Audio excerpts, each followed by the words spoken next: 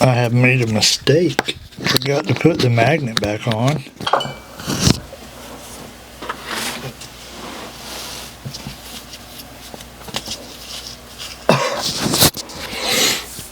Behind the scenes action. Today we're going to talk about being a paper snob. If you're into fountain pens, you don't have to be into fountain pens too long to realize not all paper is created equal.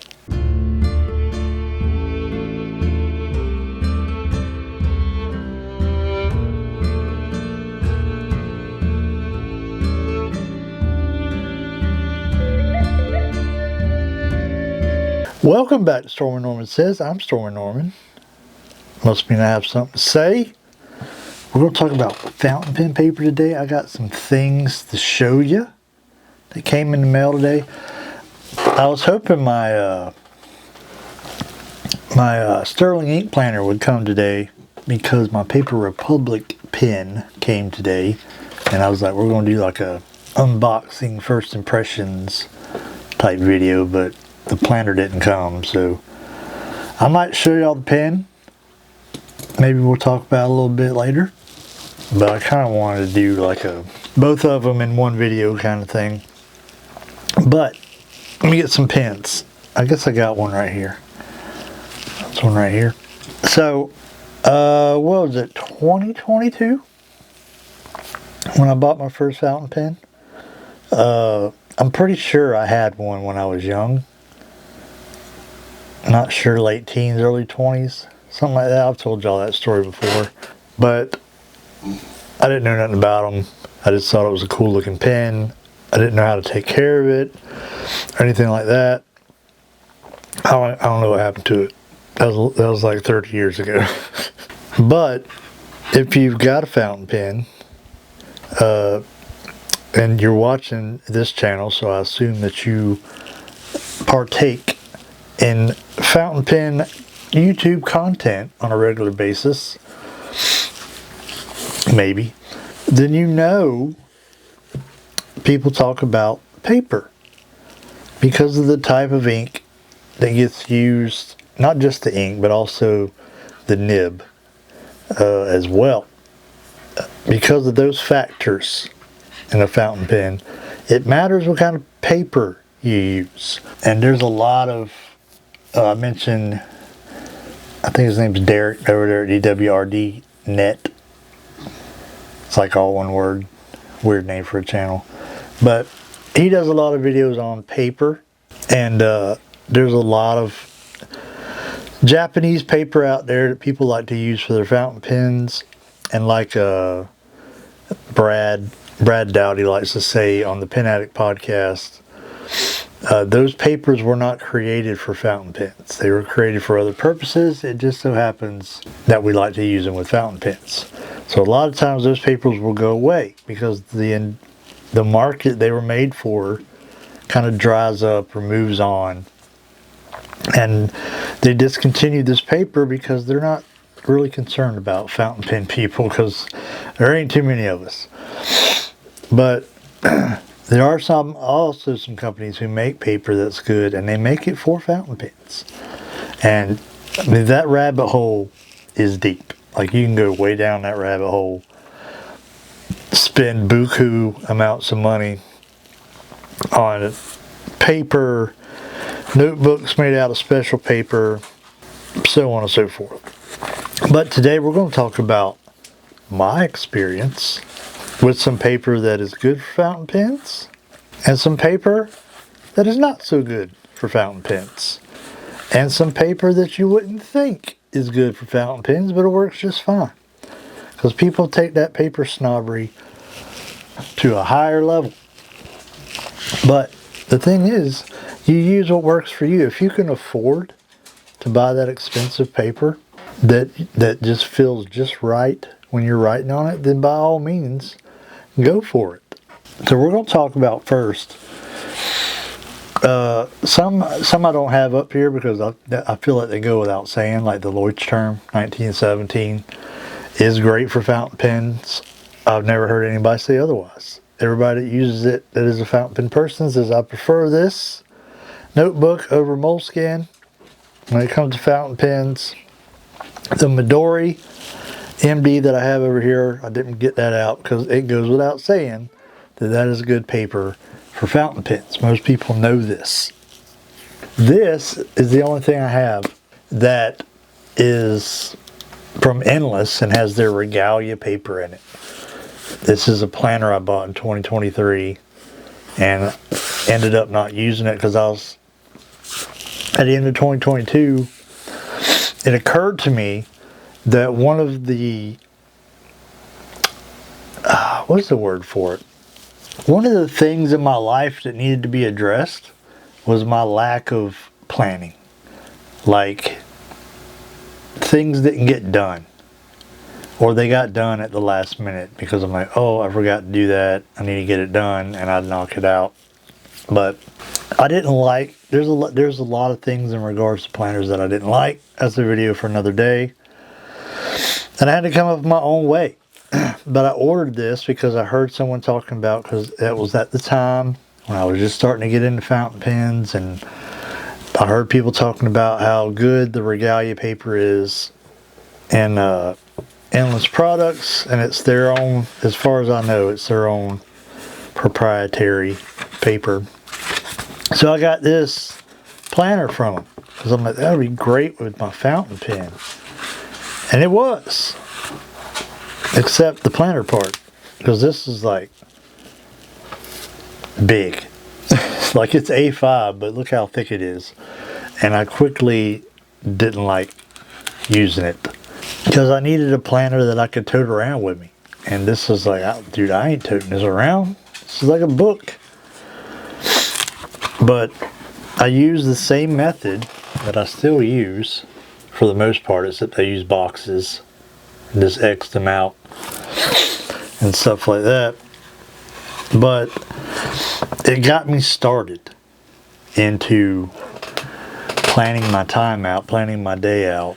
Because that was one of the problems I had in my marriage, and why it kind of collapsed and fell apart was because I wasn't very good. I had a whole lot of stuff going on, and I didn't sit down and plan it out so that I could get things done and still have time for things that matter. This is Regalia paper. I think it's coated. I think it's coated paper. It feels coated whenever you write on it because it's so smooth when you write on it. And some people don't like that. Some people don't like it. But yeah, it's so smooth. And your ink looks so good on it, even though my handwriting is atrocious. So, and I haven't done it. I need to order like an actual notebook from Endless that has this paper in it so that I can use it, like, because this is just an old planner. Obviously I don't want to use it because it's dated and 2 years out of date. But I need to get like an actual notebook from them so I can test this paper out more than just scribbling in an old planner. And then, like I said, the Midori MD Traveler's Notebook inserts, because they're kind of made by the same company. And what's it called? The tote book. What's that company called? Studio Neat tote book. And they have some other notebooks as well. But those are pretty good for fountain pens. So, you know the basics. You know what works and what don't. This is my journal. I've showed y'all 100 times on here. It's Amazon Basics. And I ordered a Murdy Creative is it number 2? I want to say it's the Murdy Creative number 2 cover. And when you order it, you can get it with a journal inside and with a pen. And it came with this pen, Parker Jotter, gold and silver. This is the pen it came with. And this is the notebook that it came with. And I don't use the cover no more. It's on the shelf back there. But I don't want to say I've written entirely in fountain pen in this, because I can tell I haven't, especially at the beginning. But for the most part, probably, we'll say that 80% of what I have written in this journal is fountain pen. And you would think, you know, it's Amazon Basics, you know, it's crappy material, but it handles fountain pen just fine. Like, I'm not going to show y'all because it's my journal. But there has never been a spot, well, there was actually a spot right there where I dripped some ink on it. But for the most part, I got so many different colors in here. I got green, brown, red, the orange that y'all just saw in a previous video. But I've changed the format of this journal several times because I was new to journaling when I started this. Like, I've never done it on a consistent basis. And I had to start this journal for the marriage program that I was in, the Bulletproof Husband. So this was my Bulletproof Husband journal. So I started it off the way they suggested. That was basically just bullet points, list, when I started. And then I got to a point where I was writing more. My bullet points were becoming more and getting longer. And there's green ink right there. That was because I bought that Diplomat, this one, and it came with a cartridge. So I put the cartridge in it because I didn't really know converters back then. So I put the cartridge in it thinking it was a black cartridge, and it was green. It wasn't black. Found that out the hard way. So my bullet points started getting longer and longer, and then I reached the point, I want to say that's where that blank page was.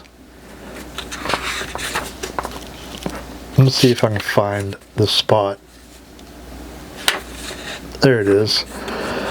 So through this whole portion of the journal, I did it that way with bullet points, just making a list of things that happened during the day, wins, as they called it in the marriage program, like things I did that were better than what I used to do, improvements I made to myself, and then gratitude. And then once we got to this point, I quit doing that. It was April of 23.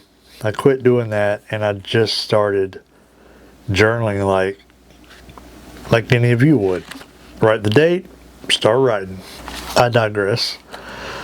The fountain pens I've used in here, not a single one of them has feathered. None of them have bled through. None of that. So don't count out. It might matter what kind of nib you use, but don't count out the Amazon Basics. At least this one I got. It takes fountain pen like a champ. And that's been my experience with a lot of notebooks that I just bought, and like, just try, you know, it don't hurt to try. Write in it with a fountain pen, see what happens. However, I mean, you kind of like, I don't know, field notes. What's this little, I think it's Newister. This little one I've showed y'all, that was like my commonplace book. I'm pretty sure I wrote in here with fountain pen. If not, I will do so right now. Show y'all what that looks like. Yeah. Cheap notebook that I got from a 2-pack from Amazon for like $10. And it takes fountain pen like a champ. No feathering, nothing. So a lot of notebooks. You know, if you're just getting into fountain pens and you're like, I don't know what notebooks do I need to use for this. Just try a cheap one. See what happens. And don't let people talk you into getting the most expensive thing because, well, I write in fountain pen, so I got to get this expensive notebook. No, you don't. Amazon Basics works fine. Now that might not be everybody's experience. Maybe that I'm an anomaly and it just happened that I got a good one or something. I don't know. But the Amazon Basics worked good. The Newister worked good. All that stuff that you wouldn't think because of the price. Well, that ain't going to work too good. Now this, we're going to try it right now and I'm going to show you. This is a moleskin. And I know certain moleskins are good for fountain pens if you pay attention to where they came from. Like what country they were manufactured in. I didn't do that. I don't know where this thing was made. I bought it a couple years ago. But I know when I first started writing in this thing, immediately it was terrible for fountain pens. So let me try again. It's actually not bad. I don't know what pen I wrote with it. There might be. Oh, there's definitely bleed through. So, you see feathering? There might be a little bit of feathering. If there is, it's hard to tell. But I will tell you what else it has. Bleed through. So, moleskin, this moleskin in particular, I'm not saying all moleskins because I know some people have said, well, if you get one made in this country, or you get one made in this country, it's actually pretty good for fountain pens. So I don't know where this one was made. It don't say nowhere. Does it say it right there? I don't know, it's probably made in China or something. So, some moleskins, like I just showed you, terrible for fountain pens. The feathering wasn't terrible, but the bleed through was. And then this, I've actually never tried this. So we're going to try it together for the first time. This is Ride in the Rain.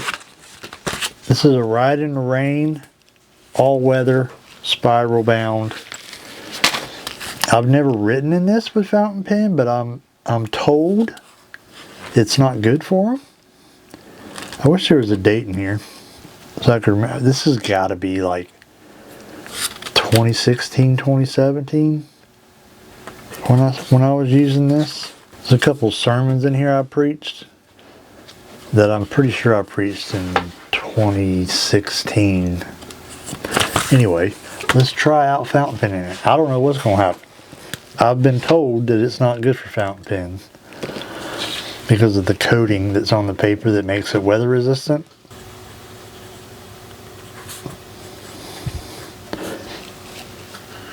Yeah, it's not good. So everybody that told me that Ride in the Rain is not good for fountain pens, they were preaching the truth. Here's what it looks like, if you can even read that.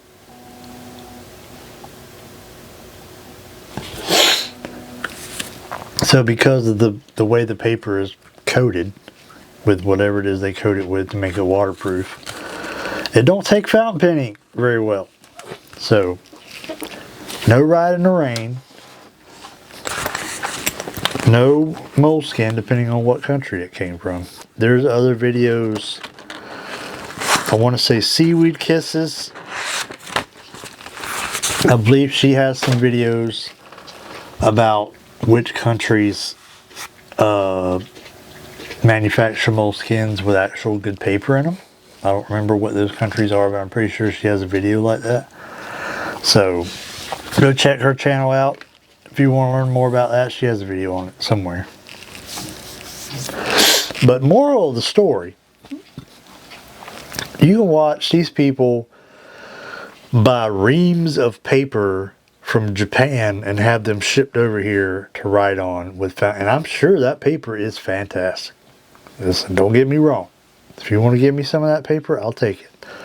But you don't have to go that route. You don't have to, I spent all this money on a fountain pen, now I got to buy this expensive paper. You don't have to do that. Some of these cheap notebooks, and I've not bought any from Walmart and the dollar store, Dollar Tree, whatever it's called. I've not tried those out. I've seen people do videos trying those out. and other stores that I've never heard of because we probably don't have any in Florida. But just go buy you some cheap notebooks, you know, if you're not sure. Now, if you want to, then definitely, you know, get you a Leuchtturm, get you a Midori, get you Endless Stationery, any one of those. You know, there's all kinds of companies out there that make notebooks that are specifically made with paper for fountain pens. If you want to jump into that, have at it. Sterling ink, that's another good one. Tomo River paper. I like Tomo River paper. But if you're telling yourself, you know, I don't know if I'm gonna like this fountain pen thing, they're kind of expensive, even though, like I showed y'all one the other day that was like $6. But I don't know if I want to jump into this and spend all this money on a pen and then spend all this money on paper. The Amazon Basics takes fountain pen just fine. And you can go to your local whatever store, pick up some cheap notebooks, and just try them out. See which one takes fountain pen. I like to go to the back page and just write something and see what it looks like. So that way my first page ain't messed up already. So that's a good way to test it out. But don't get sucked into the paper snobbery. That's not to say there ain't good paper out there. That's not to say them people, the paper they're talking about ain't chef's kiss. It's probably fantastic. But if you ain't ready to get that deep into the water, then just go get your cheap notebooks, try them out, find one. I'm not saying they're all going to work out for you, but just try them out, see which one works for you. Now, talk about a couple things.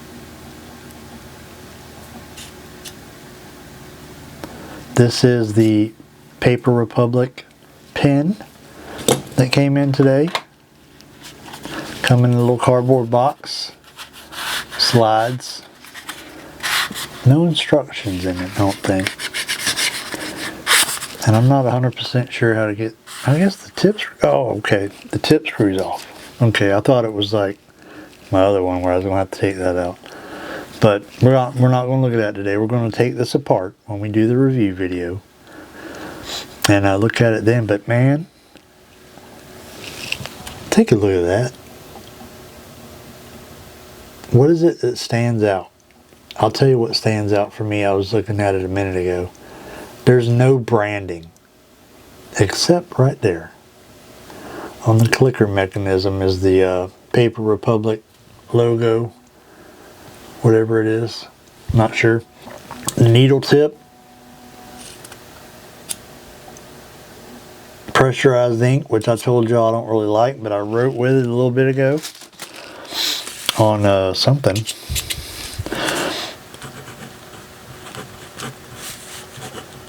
And it actually writes pretty good. So we'll talk more about this obviously when we do the review. But I'm definitely going to be using it, and I like it. I really like it so far. And we'll get back to you on it. And then one more thing I want to show y'all. It's kind of funny. So at work, I told y'all about my date stamp. I had a date stamp made for work because I got tired of I have to write, you know, when I send material out in the morning with the installers, I have to check off, okay, I sent that, and then I gotta initial it and write the date. Okay.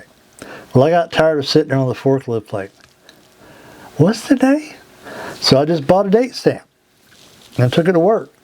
And I set it before I go home in the afternoon. I set it for the next day so that in the morning when I come in, installers are picking their stuff up, I'm checking it off, initial it, I'll stamp it, put it in the tray. It's good to go. But for that, I got a stamp made because our office manager, she has a stamp that's her face, that's her giving a thumbs up, and it says Alicia approved because she has to approve the jobs before the salesman can send them out. So I had me one made that had a lightning bolt on it and it says Stormin Certified. For whatever reason I made that. But I got the idea the other day.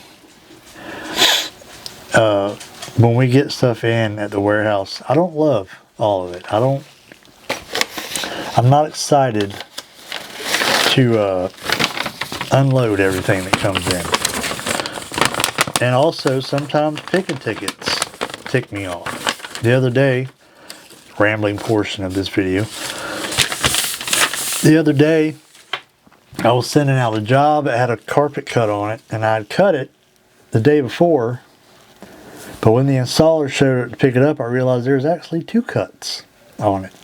So I'm like, well, you're going to have to wait a minute because I have to cut this other cut. And that ticked me off.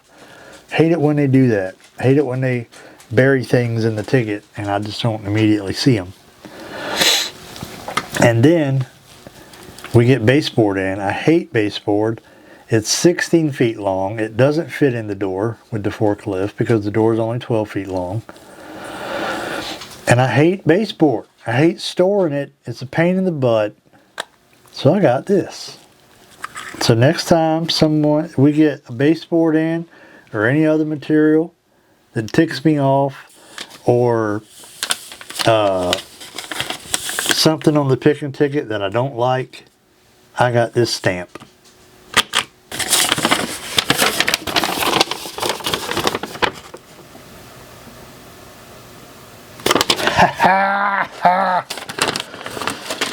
So that's going to be fun. Can't wait to use it. Nobody at work watches my videos, so. But we got some baseboard in today, and I was like, man, I wish my stamp was here, but it wasn't here yet. It came in today. Anyway, question for y'all, because if you're still watching, then obviously you're one of my loyal ones. I was talking the other day about going through the process of buying a new vehicle, and I did. I bought a new vehicle, kind of. Not really sure because I've never bought a car online before. So it's kind of weird, but it's supposed to be here Saturday. So y'all let me know in the comments if you want me to do a video talking about my new truck and the process, why I picked that one, where I bought it, and how that process went. I don't know. Y'all let me know in the comments if y'all be interested in that. I might make it into like a little mini vlog or something. Anyway, let me know in the comments. And I guess that's all I got for you. Don't be a paper snob. Be a paper independent or something. I don't know. Spread the joy. There's lots of other paper out there that deserves your love and attention. You just ain't found it yet. Anyhow, I've been Stormin Norman. I've said things. Catch y'all in the next one.